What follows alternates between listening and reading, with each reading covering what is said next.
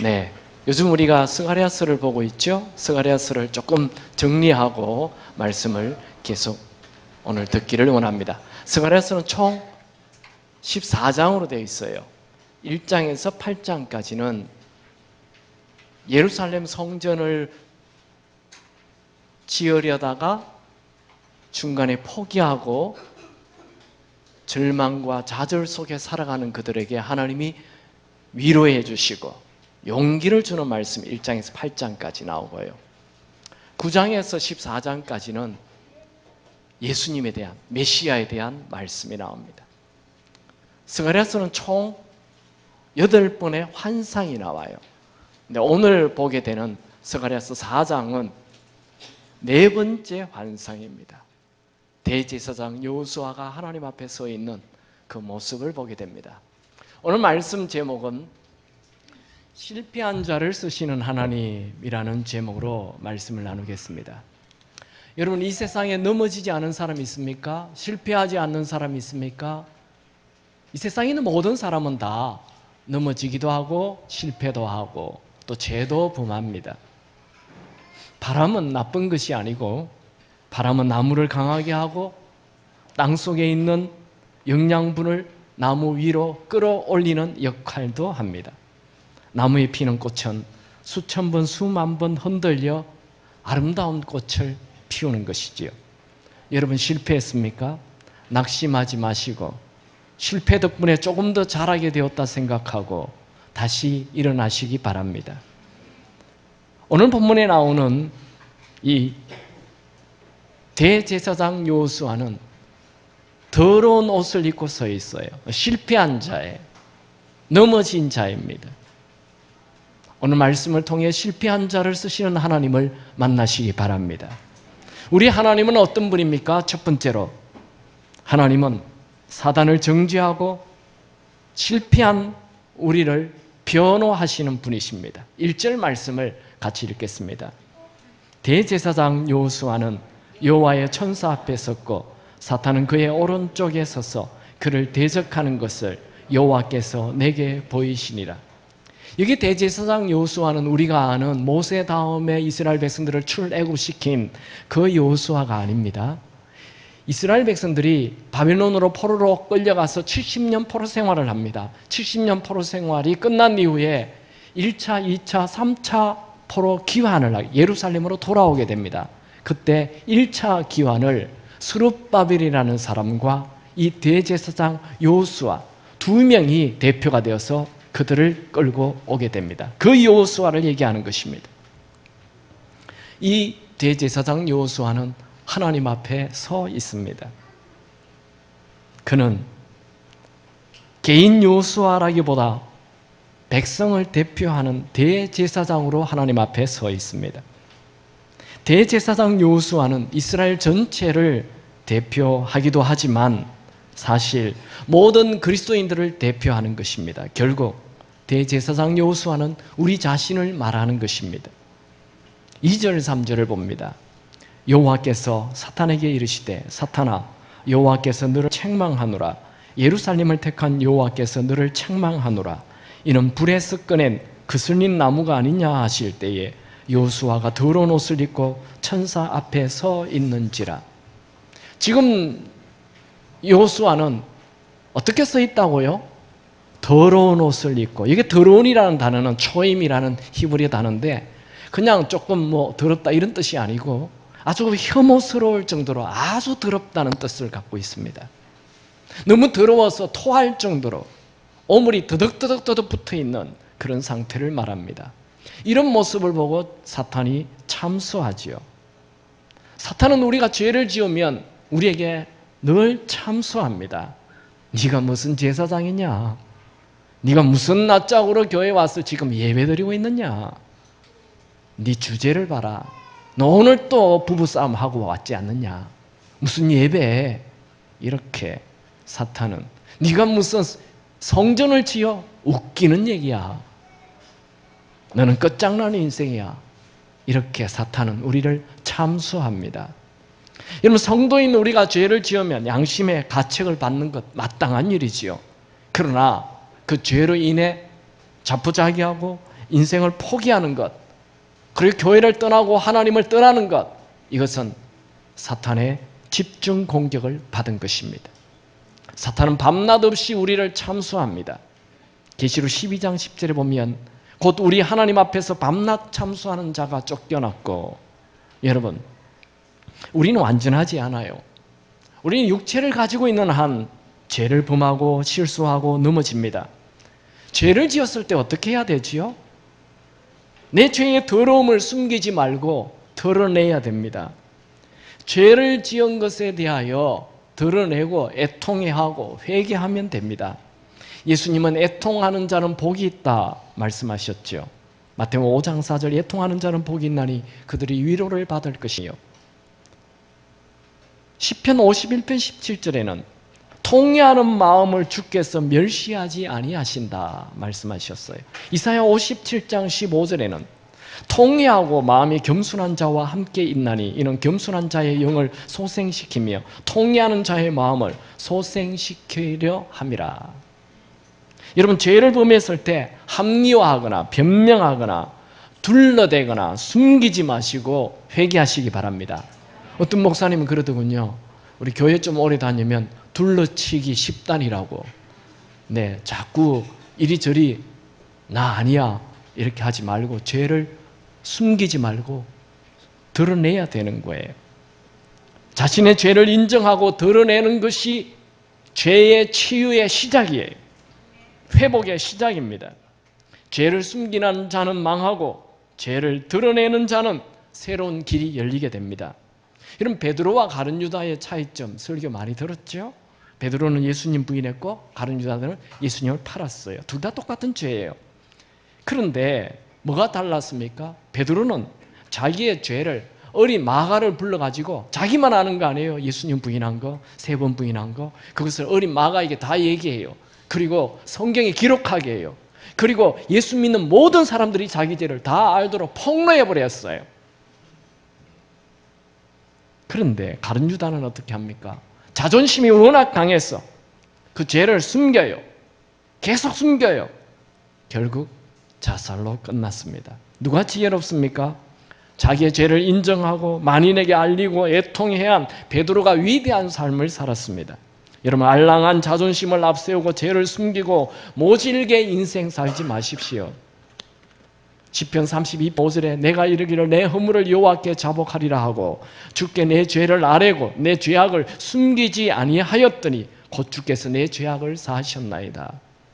잠언 28장 13절에 자기의 죄를 숨기는 자는 형통하지 못하나 죄를 자복하고 버리는 자는 불쌍히 여김을 받으리라. 여러분, 죄를 지었을 때 죄를 숨기지 마시고 토하시기 바랍니다. 내어놓으시기 바랍니다. 건강한 양심의 소리를 들으시고 죄를 내어놓아야 합니다. 그러면 다시 회복됩니다.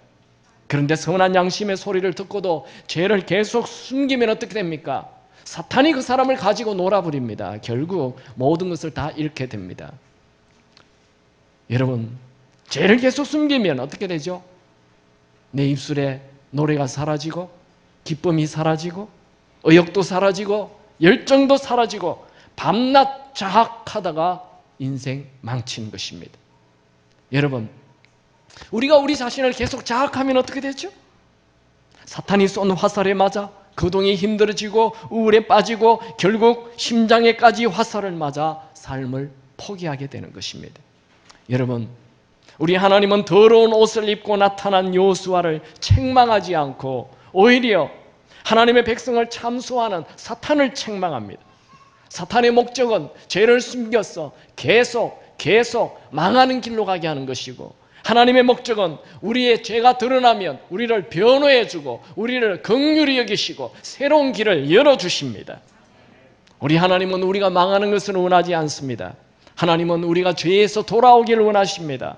이사야 64장 6절, 무릇 우리는 다 부정한 자 같아서 우리의 의는 다 더러운 옷 같으며 우리는 다 잎사귀같이 시들므로 우리의 죄악이 바람같이 우리를 몰아가나이다. 여러분, 우리의 행위는 더러운 걸레 조각같이 냄새나고 찢어진 삶입니다. 우리 자신에게 소망이 있습니까? 여러분, 우리 자신에게 아무런 소망이 없습니다. 우리가 소망이 없을 때 우리 죄를 하나님 앞에 드러내놓으면 하나님이 우리를 긍휼히 여기시고 우리에게 소망 주십니다. 하나님은 더러운 옷을 입고 나타난 여호수아에게 긍휼을 베푸십니다. 다시 2절 읽어볼까요? 여호와께서 사탄에게 이르시되 사탄아 여호와께서 너를 책망하노라. 예루살렘을 택한 여호와께서 너를 책망하노라. 이는 불에서 꺼낸 그슬린 나무가 아니냐. 하나님이 왜 사탄을 책망합니까? 하나님께서 예루살렘을 선택했기 때문입니다. 하나님은 하나님께서 선택한 백성인 우리를 사탄이 고발하여 망하게 되는 것을 원치 않습니다. 하나님은 우리는 불에 다 타서 죄가 되어 없어져 버리는 존재가 되기를 원하지 않아요. 하나님은 불에 거슬린 상태에 있을 때 우리를 불에서 꺼내시는 분이십니다. 여러분, 하나님께서 사탄이 여러분의 죄를 계속 참소한다는 것을 꾸짖는다는 것을 기억하시기 바랍니다. 우리가 죄를 지으면 자책하는 것 당연하죠. 그런데 이 자책이 우울에 빠지거나 절망에 빠지는 것은 사탄의 계획입니다. 하나님은 그것을 막으십니다. 여러분, 아무리 큰 죄를 지어도 아무리 큰 실수를 해도 죄를 숨기지 마시고 하나님 앞에 여러분의 죄를 내어놓으시기 바랍니다. 로마서 8장 33절 누가 능히 하나님께서 택하신 자들을 고발하리요 의롭다 하시는 이는 하나님이시니. 여러분, 여러분이 부모에게 큰 죄를 지었어요. 근데 그 죄를 계속 숨기면 어떻게 되죠? 사탄이 가지고 놀죠. 죄책감을 주어서 부모 못 만나게 하고 자꾸 멀어져요. 근데 용기를 내어서 부모 앞에 내 죄를 다 토해요. 아버지, 제가 이런 죄를 지었어요. 숨기면 안 돼요. 합리화하면 안 돼요. 사실 그때요 안 하려 했는데 이렇게 말하면 안 되고 정확하게 나는 이런 죄를 범했습니다 하고 얘기하면 부모가 화를 내고 매를 들지언정 그 아이를 망하게 하지 않습니다. 근데 죄를 계속 숨기면 어떻게 되죠? 평생 부모하고 멀어져 살게 되는 것입니다. 사탄은 그걸 원해요. 여러분, 죄는 숨기지 마시고 드러내야 합니다. 그러면 긍휼히 여겨주십니다. 부모도 자기의 자녀가 죄를 드러내면 긍휼히 여기는데 부모보다 만배 천배 좋으신 하나님께서 우리의 죄를 내면 우리를 긍휼히 여기지 않으시겠습니까?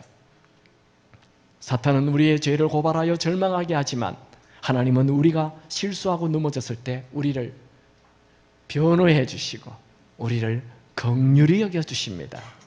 두 번째, 우리 하나님은 우리에게 아름다운 옷을 입혀주십니다.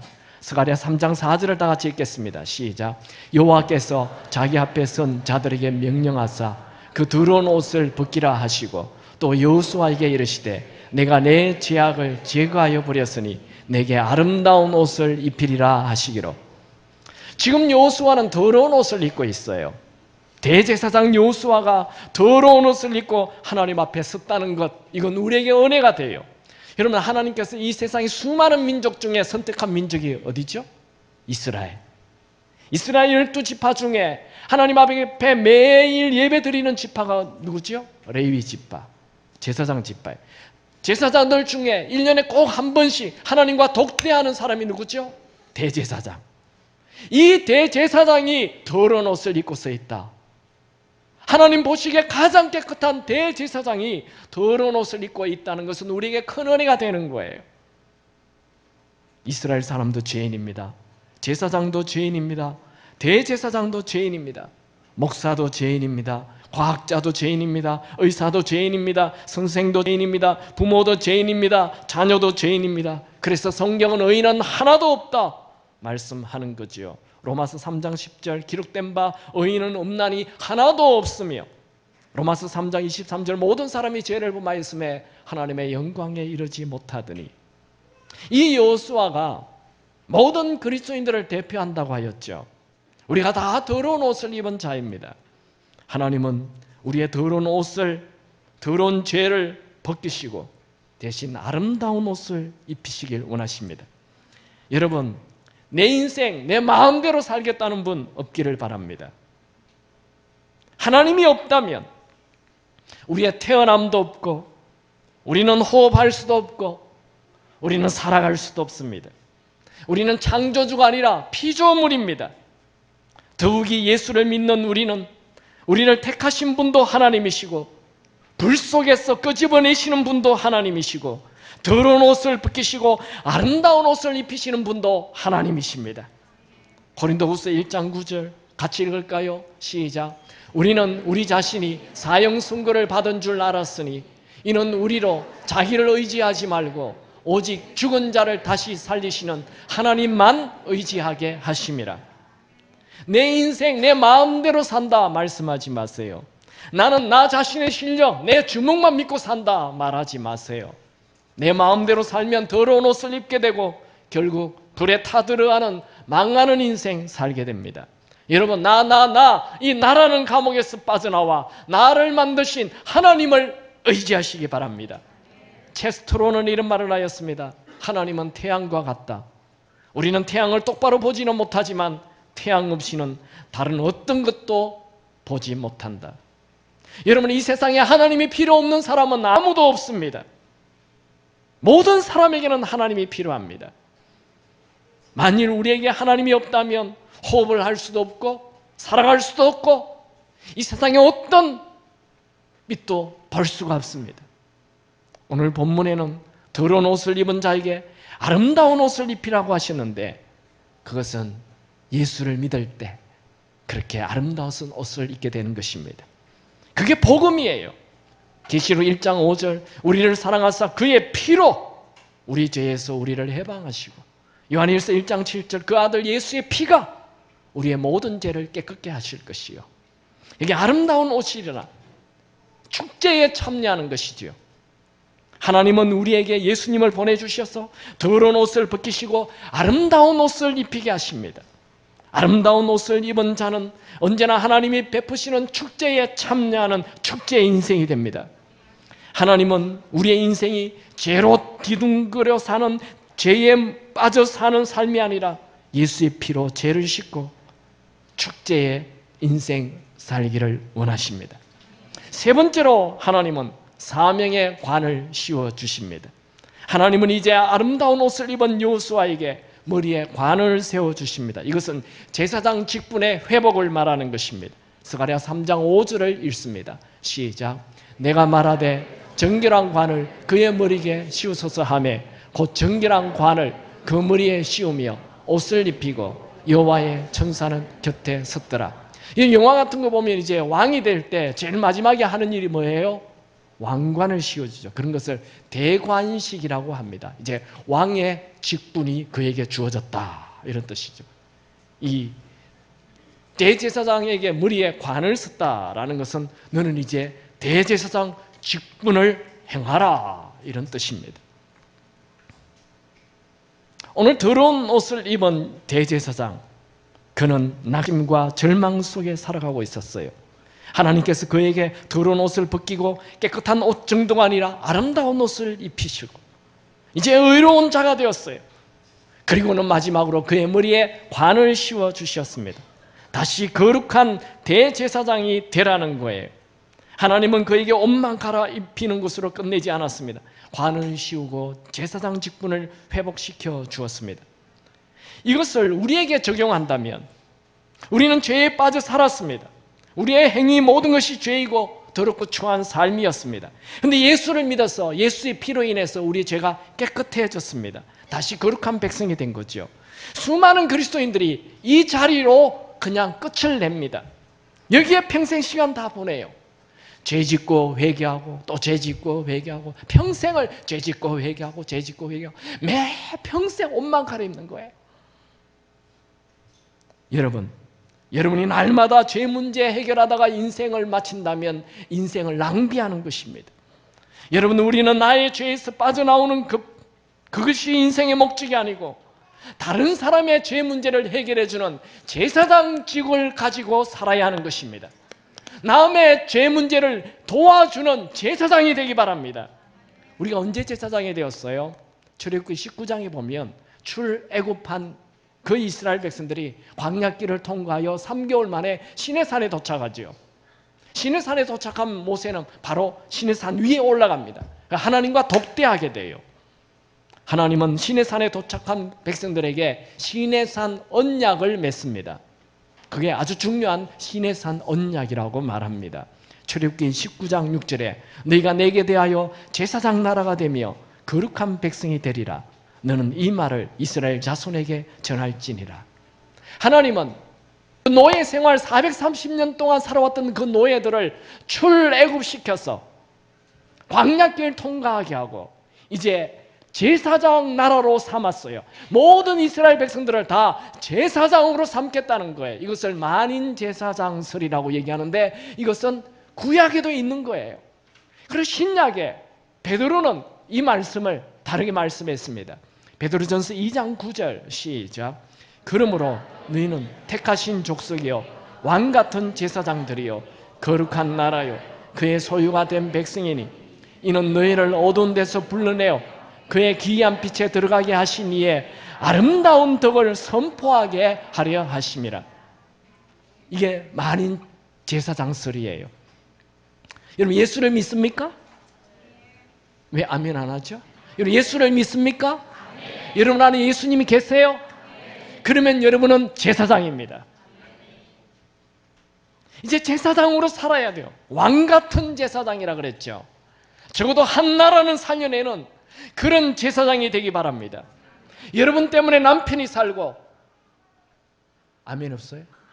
여러분 때문에 남편이 살고, 여러분 때문에 자녀가 살고, 여러분 때문에 가족이 살고, 여러분 때문에 직장이 살고, 여러분 때문에 교회가 살고, 여러분 때문에 이 나라가 살고, 여러분 때문에 온 열방이 살게 되기 바랍니다. 그게 제사장의 삶이에요. 여러분 재용서함 받았어요? 그게 끝이 되면 안 돼요. 그러면 재용서 받았으면 이제 하나님께 쓰임받는 삶을 살아야 하는 것이죠. 마땅한 일이죠. 그럼 축구선수가 축구를 하다가 경기장에서 다리를 다쳤어요. 어떻게 합니까? 그냥 들것에 실려 나오죠. 또 심하면 병원에 가죠. 병원에 가서 뭐 합니까? 다 나았어요. 다 나으면 뭐 하죠? 계속 놀면 돼요. 이 축구선수 축구를 하다 다쳤어요. 그러면 병원에 와 있지만 머리는 지금 경기장에 있는 거예요. 다 나으면 사람들이 가라 말하지 않아도 축구 경기장으로 뛰어가요. 그의 관심이 축구장에 가 있는 거예요. 그의 목표가 축구 선수로 사는 거예요.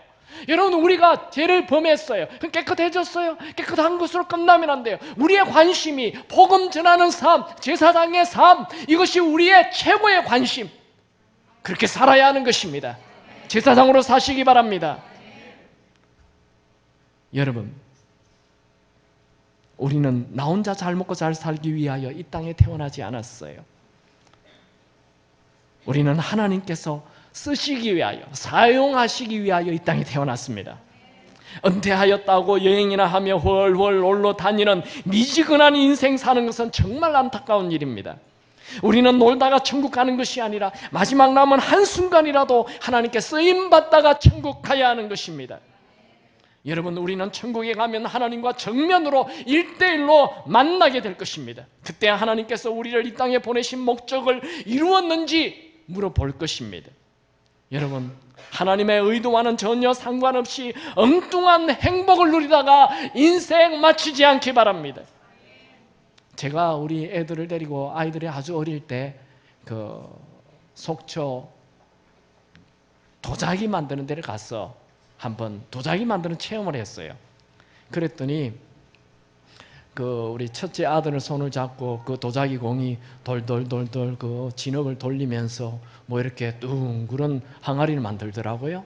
또 우리 둘째 딸은 돌돌돌돌 돌리면서 뭐 이쁜 목이 긴 그 꽃병을 만들었어요. 근데 이분이요, 우리 아이들 손만 아이들 것이지 만들기는 자기가 다 만들어요. 근데 이분이 만들다가 막 갑자기 뭐 계획을 바꾸지 않아요. 처음부터 이 첫째 아들은 항아리다, 둘째 딸은 꽃병이다, 이렇게 생각을 가지고 만드는 거예요. 만들면서 계획을 수정하지 않아요. 처음부터 목적을 가지고 만드는 거예요. 그리고 중간에만 잘못됐네 이런 말도 안 해요. 아주 정확하게 턱 만들어요. 여러분 도자기 공도 도자기를 만들 때 자기 목적을 가지고 만드는데 하나님이 우리를 이 땅에 보낼 때 너 아무렇게 대충 살아라, 어이구 하다 보니까 이거 좀 잘못 나왔네, 이렇게 하시는 분이 아니에요. 하나님은 온 우주를 창조하신 전능하신 분이십니다. 그분이 이 땅에 우리를 보낼 때 하나님의 계획, 하나님의 목적이 분명히 있습니다. 우리는 그 목적에 맞게 살아야 합니다. 나 하나 잘 먹고 잘 살아라고 하나님이 우리를 이 땅에 보내지 않았어요. 여러분이 나 자신을 위해 살면 아무리 유명해도 아무리 성공해도 인생 허무해요. 1960년 70년도에 유명한 배우 중에 최은희 씨, 남편 신상옥 씨 아시죠? 그녀는 김정일도 탐도내어 북한으로 납치까지 된 인기 배우입니다. 최근에 그녀가 나이 90이 넘어 인터뷰한 것이 기사로 실렸어요. 그녀는 지금 경기도 한 요양병원에서 혼자 떠날 날만을 기다리고 있어요. 그녀는 자신이 죽거든 장례식에서 김토향의 난 참 바보처럼 살았군요 라는 노래를 불러달라고 부탁했습니다. 인생은 나그네 길, 빈손으로 왔다가 빈손으로 가는 것, 참 허무한 노래입니다. 여러분, 우리는 허무하게 살기 위하여 태어나지 않았어요. 여러분, 인생은 나 자신만을 위해 살면 아무리 성공해도 아무리 유명해도 아무리 많은 돈을 만져도 결국 허무해요.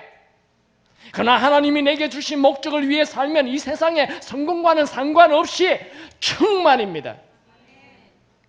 만족해 죽을 때. 여러분, 우리는 복음을 전하는 사명자로 살아야 합니다. 여러분을 통해 수많은 사람들이 주께로 돌아오는 사명자, 제사장 되시기 바랍니다.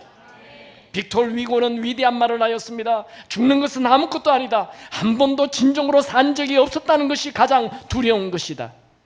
여러분, 인생은 생존하기 위해 사는 것이 아니라 복음 전하기 위해 하나님의 목적을 이루기 위해 사는 것입니다. 많은 사람들이 자신을 향한 하나님의 목적이 무엇인지 모르고 살아간다는 것, 그것이 커다란 비극입니다. 인생은 사명이 있을 때 존재의 이유가 있고 행복이 있습니다. 제사장으로 쓰임받는 삶은 두 가지를 해야 합니다. 첫 번째로 경건하게 살아야 합니다. 계속 말씀 봅니다. 스가랴서 3장 6절 7절 시작. 여호와의 천사가 여호수아에 증언하여 이르되 만군의 여호와의 말씀에 내가 만일 내 도를 행하며 내 규례를 지키면 내가 내 집을 다스릴 것이요 내 뜰을 지킬 것이며 내가 또 너로 여기 섰는 자들 가운데 왕래하게 하리라. 여기 내 집과 내 뜰은 성전을 가르치고 여기 섰는 자들 가운데 왕래한다는 것은 기도가 응답되어 하나님과 친밀한 교제가 형성이 된다는 것입니다. 하나님께 쓰임받는 사람, 제사장으로 사는 사람, 사명을 가진 사람에게는 꼭 필요한 것이 바로 경건입니다. 말씀대로 살면 살수록 하나님께 더 쓰임받는 사람이 됩니다.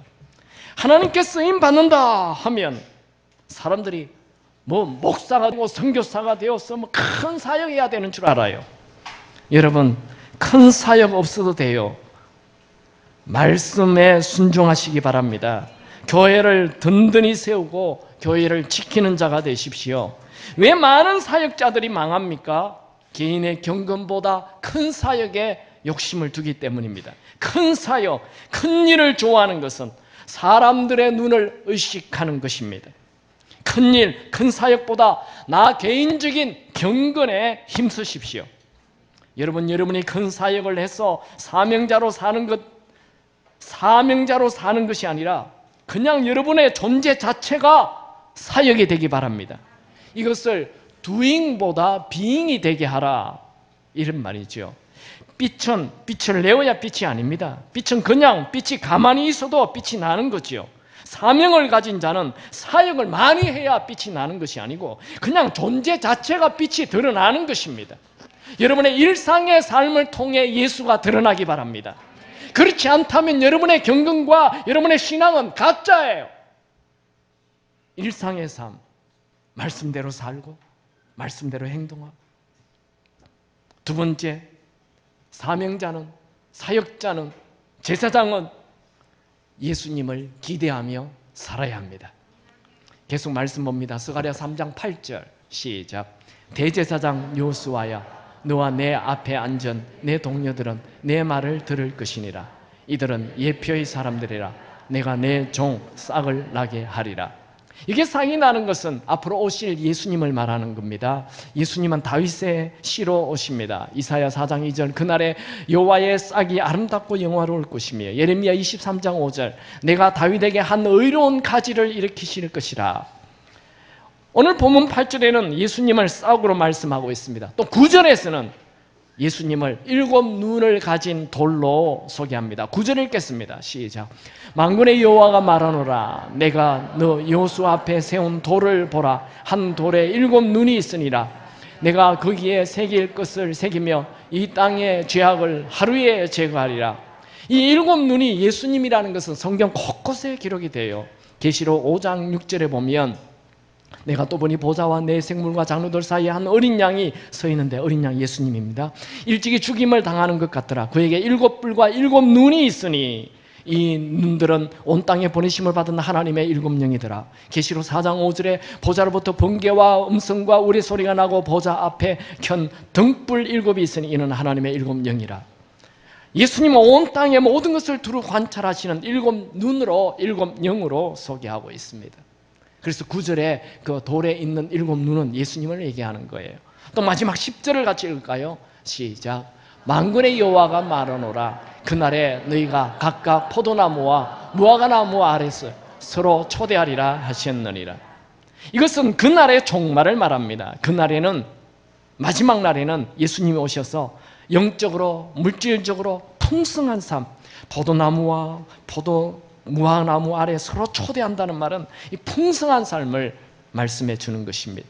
우리 그리스도인들의 결론은 그날에 예수님과 함께 누리는 축복입니다.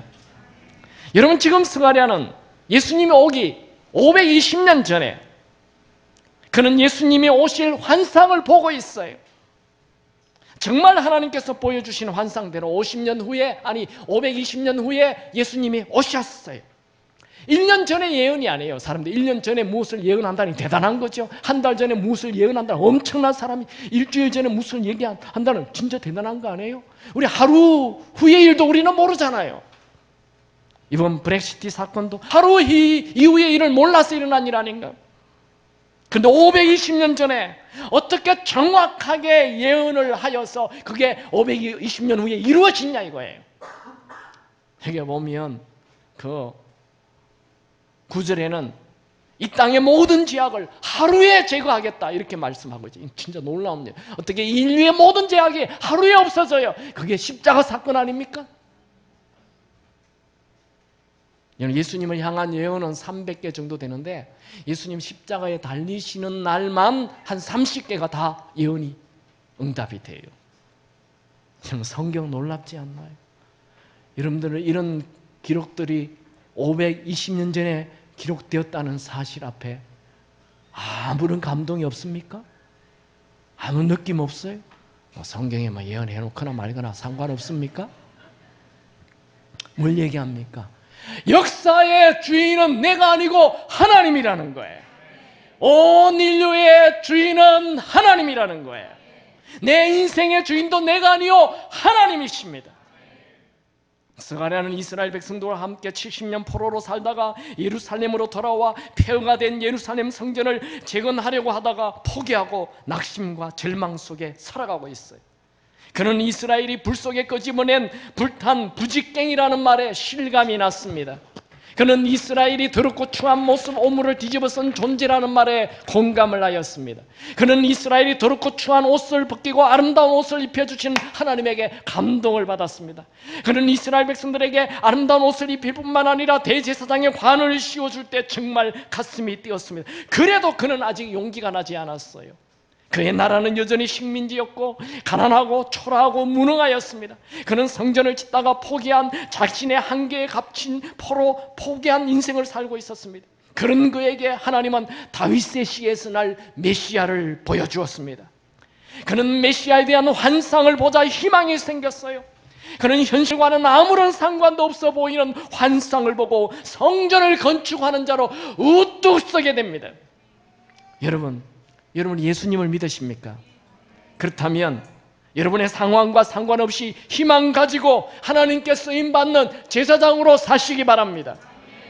하나님은 여러분을 통해 온 열방을 살리기를 원하십니다. 여러분에게는 사명이 있습니다. 여러분 놀라운 기적 일으키려고 하지 마시고 여러분 작은 희생을 하십시오. 대접받는 것보다 섬기는 자리를 선택하십시오. 높은 자리보다 낮은 자리를 선택하십시오. 일시적인 사람들의 칭찬과 인기보다 영원한 것을 향하여 투자하십시오. 그것이 제사장의 일입니다.